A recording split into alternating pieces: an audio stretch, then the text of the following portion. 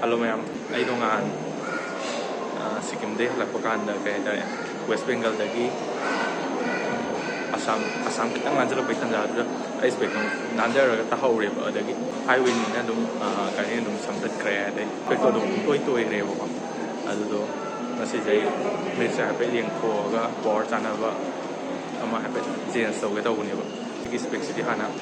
aina hana mamang do pam ba ni ba yam thina li do ba dai ado Spect yaw do ga pura class kung da dum blur ni ba mi je jo dum fazana u re hai dai ado nasi di akoi optha department je kamai na yenge manipur da kai kena ge highway matang do ha pe hajaram ge ba kai no ha ga dai na sidi yam thina satisfaction phang ba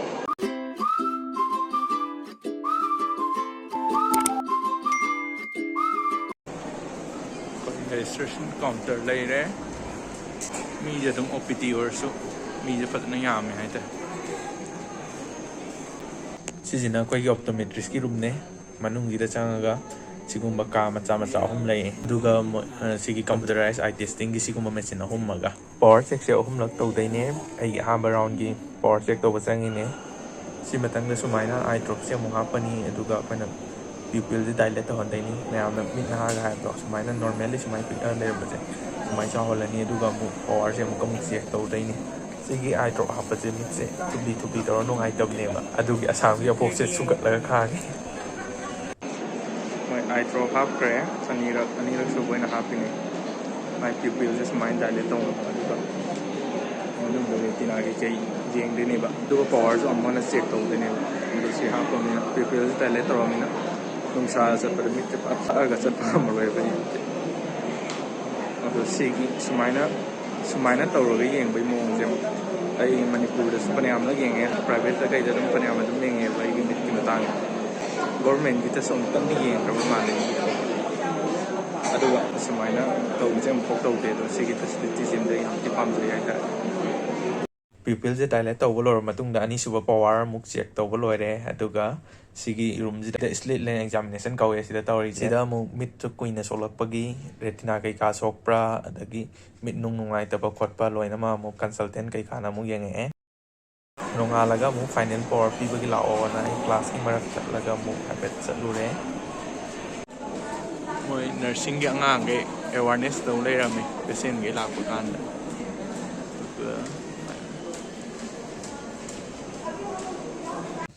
akoi optha department gi faculty je sumai lai aduga akoi ai so dj mayam na screen gan ha do mayam na mit sepa gan ha na bro adudugi surgery to ro correction to bagi specialist ne mayam mit sepa le ga dum surgery to ro ga ya ha do ha be mayam da knowledge am pijaram ge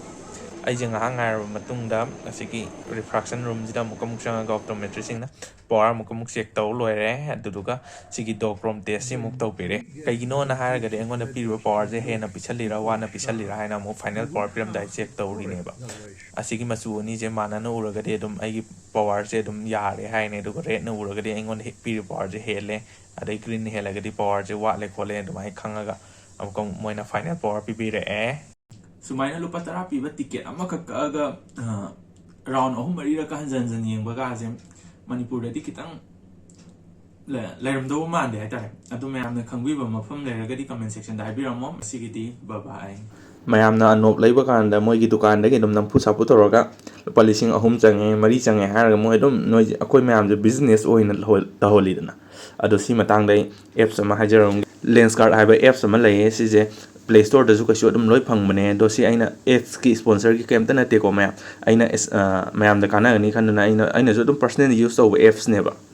mangon da gi leibai mo je yam tina lai adu paisa su am tina hong ba ma ki minimum price 1200 ne ba se mi ani leibi ge na khala ga de dum 1700 ta adu tardi mi lupa chani pan ga yang kai dum aina oer ni adu ga ma gi leiba gi mong si su am tina lai ba hai tare akoi na online shopping to je adu ga chap mane ba adu ga ma gi power nung ha pa je akoi na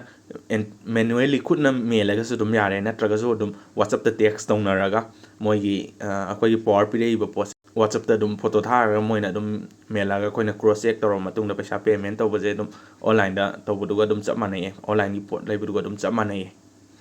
aduga nang na pamak tre har ga su dum refund to da paisa am ta ko ye nang na thi gi paisa do chap mana na bank account da halak tai ne ꯑꯩꯁꯦ speck ꯑꯃ 1200ꯗ ꯂꯩꯁꯜꯂꯨꯔꯦ ꯍꯥꯟꯅ ꯑꯗꯨꯗꯩꯗ ꯏꯃꯥꯟꯅꯕ ꯑꯃꯁꯨ ꯂꯩꯗꯧ ꯂꯩꯔꯝꯃꯦ ꯑꯗꯒꯤꯗꯤ ꯏꯕꯥꯅꯤ ꯄꯨꯜꯂ ꯂꯩꯁꯦꯅ ꯑꯩꯒꯤ ꯍꯥꯟꯅꯒꯤ 1200ꯒꯤꯁꯦ ꯔꯤꯐꯟ ꯇꯧꯊꯣꯛꯑꯦ ꯑꯗꯨꯒ ꯍꯣꯡꯅ 850ꯗ ꯂꯩꯁꯜꯂꯦ ꯑꯗꯨꯒ ꯗꯤꯂꯤꯚꯔꯤꯁꯨ ꯑꯗꯨꯝ ꯋꯤꯗꯤꯟ 7 daysꯇ ꯇꯧꯕꯅꯦꯕ